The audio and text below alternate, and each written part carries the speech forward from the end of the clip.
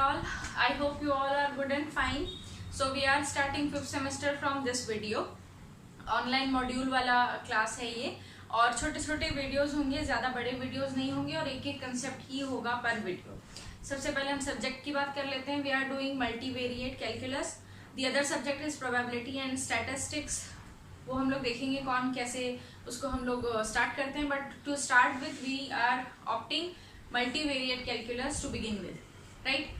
अभी इसमें इस सब्जेक्ट में हमें क्या करना है, नाम से ही पता चल रहा होगा। इस सब्जेक्ट में हमें एक से ज़्यादा वेरिएबल को लेकर के फंक्शंस को स्टडी करना है, यानी we are studying basically functions of several variable, और उसके जो भी कैरेक्टरिस्टिक्स होंगे वो पढ़ने हैं।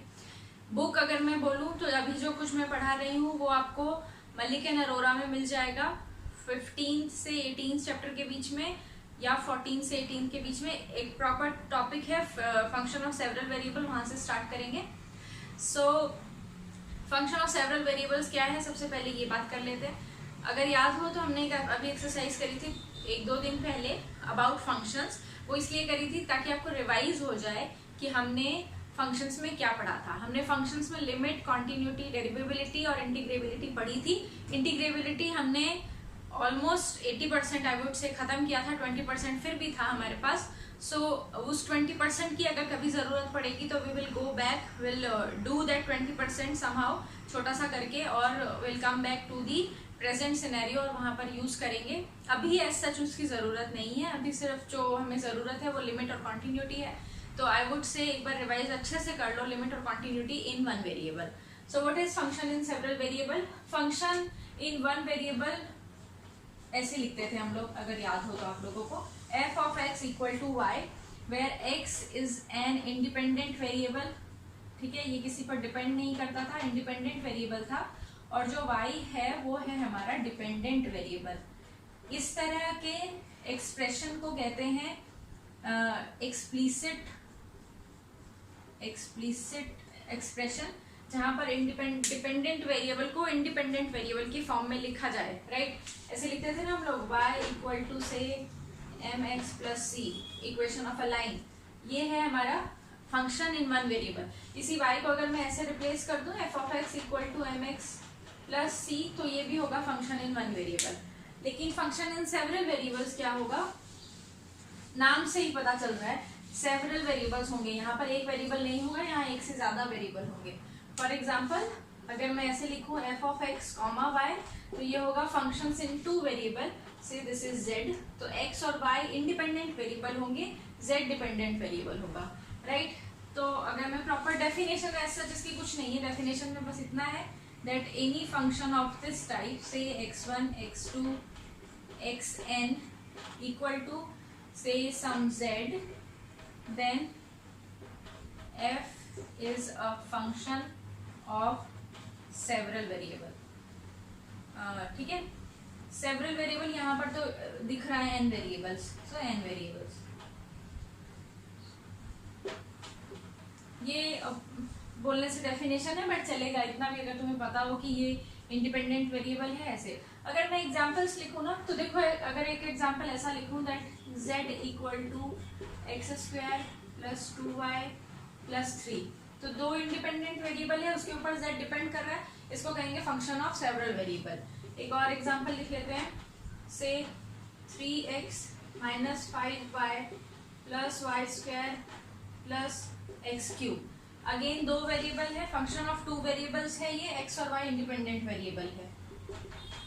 X cube, y cube, m cube, n cube, ऐसा कुछ एग्जांपल लिखा। x, y, m, n ये 4 इंडिपेंडेंट वेरिएबल है, z इन पर डिपेंड कर रहा है। ये है फंक्शन ऑफ 4 वेरिएबल्स। तो बिल्कुल इजी है, हमने फंक्शन ऑफ सेवरल वेरिएबल्स पहले भी देखे हैं अपनी लाइफ में, बट हमें पता नहीं था उसको फंक्शन ऑफ सेवरल वेरिएबल्स कहेंगे। और अभी इस पर्टिकुलर सब्जेक्ट में हमें फंक्शन ऑफ सेवरल वेरिएबल को स्टडी करना है, राइट। तो ये है फंक्शन ऑफ सेवरल वेरिएबल, थोड़ा सा डेफिनेशन टाइप की चीज। बट इस चैप्टर को स्टार्ट करने से पहले जो चीज हमें जरूरत है वो है नेबरहुड। यस, नेबरहुड हमने पहले भी पढ़ा था, राइट। किसी नंबर का नेबर, किसी भी रियल नंबर का नेबरहुड क्या होगा, किसी फंक्शन का नेबरहुड क्या होगा। तो बेसिकली रियल एनालिसिस में नेबरहुड बहुत इंपॉर्टेंट होते हैं, और हम वही नेबरहुड ही यहाँ पर आज के इस वीडियो में सिर्फ नेबरहुड पढ़ेंगे इन मोर देन वन वेरिएबल। अगर याद करो जब हमने नेबरहुड इन वन वेरिएबल पढ़ा था, नेबरहुड इन वन वेरिएबल, तो बेसिकली हमारे पास एक रियल एक्सिस थी, एक रियल लाइन था, एक पॉइंट होता था इधर से x, और हम इसका नेबरहुड ऐसे कंसीडर करते थे ना, ओपन इंटरवल जिसकी लेंथ से डेल्टा है, तो और इसको कहते थे हम delta neighbourhood of x, right. यानी एक जब वेरिएबल होता था हमारे पास रियल लाइन के ऊपर, जब हम उसके नेबरहुड के बारे में बात करते थे तो वो हमारा ओपन इंटरवल होता था। तो यहाँ जो चीज इंपॉर्टेंट है वो है open interval, the term open interval, ठीक है। क्या कर रहे हैं हम लोग, एक बार रिवाइज करो। अगर हमारे पास एक रियल नंबर है और उसके नेबरहुड के बारे में बात करना है हमें, तो हम उस नंबर के चारों तरफ एक ओपन इंटरवल कंसिडर करते थे, छोटी से छोटी लेंथ का, उसको कहते थे delta neighbourhood of x, right. जैसे अगर 0 का नेबरहुड कंसिडर करना हो मुझे, सपोज ये 0 है, इसका नेबरहुड कंसिडर करना हो तो मैं यहाँ पर -0.5 से +0.5 का एक नेबरहुड कंसिडर कर सकती हूँ, जिसकी लेंथ होगी टोटल 1, और इसको कहेंगे हम नेबरहुड ऑफ 0। इसे छोटा भी कंसिडर कर सकती हूँ, बहुत छोटा भी कंसिडर कर सकती हूँ।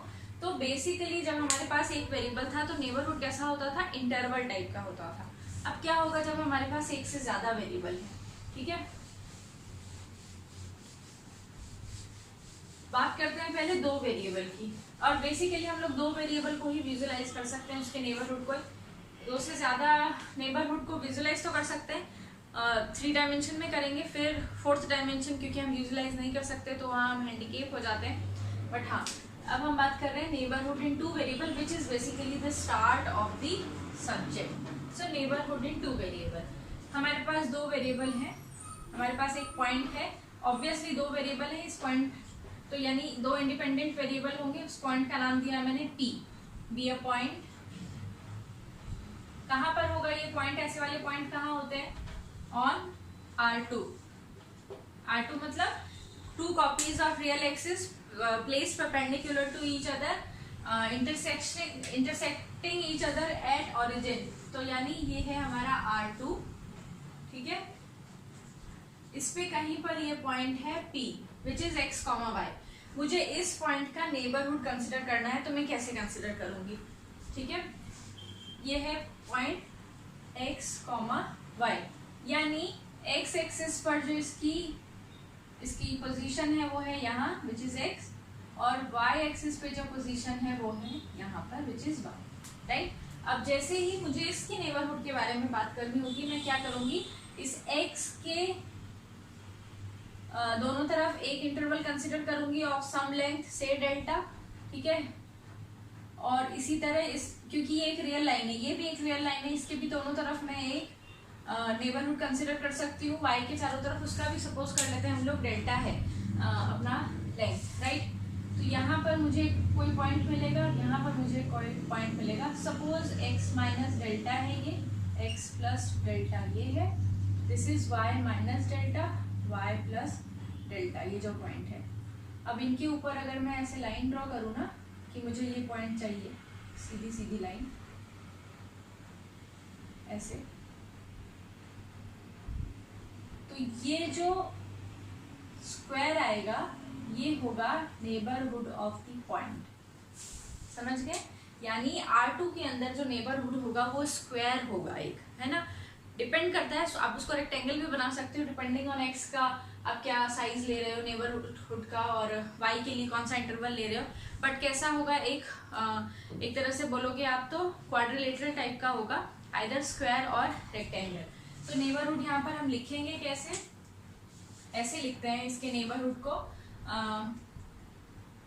ये जो होंगे ना ऑल दोस पॉइंट, क्या नाम लिखूं मैं, x prime and y prime belonging to R such that x minus x prime less than delta, y minus y prime less than delta, then ये जो सारे पॉइंट्स होंगे ना x प्राइम y प्राइम, ये इस तरह के जितने भी पॉइंट्स होंगे, they are the neighbourhood points of x, y।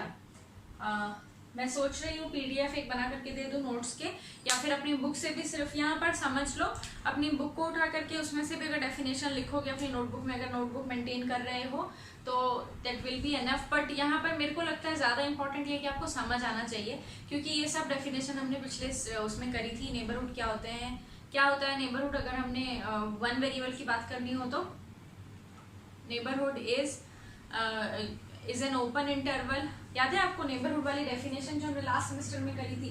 अगर कोई एक्स पॉइंट है उसका नेबरहुड क्या होगा, कोई आई एक्स उसका नेबरहुड होगा अगर इस पॉइंट के चारों तरफ के जो भी हमारे ऐसे वाले इंटरवल होंगे x plus delta that is contained in I x properly.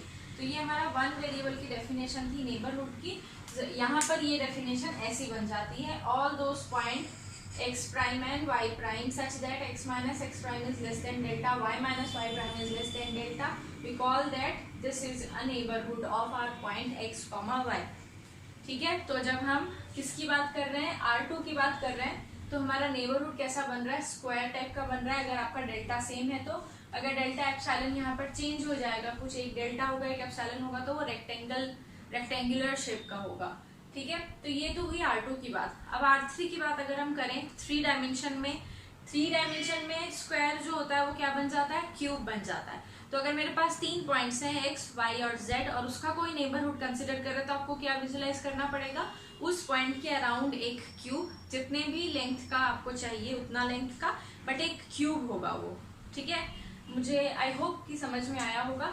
तो अभी इसके पर्टिकुलर इस वीडियो के लिए जो इम्पोर्टेंट जो वीडियो में जो हमने इम्पोर्टेंट चीज़ पढ़ी है वो ये है नेबरहुड।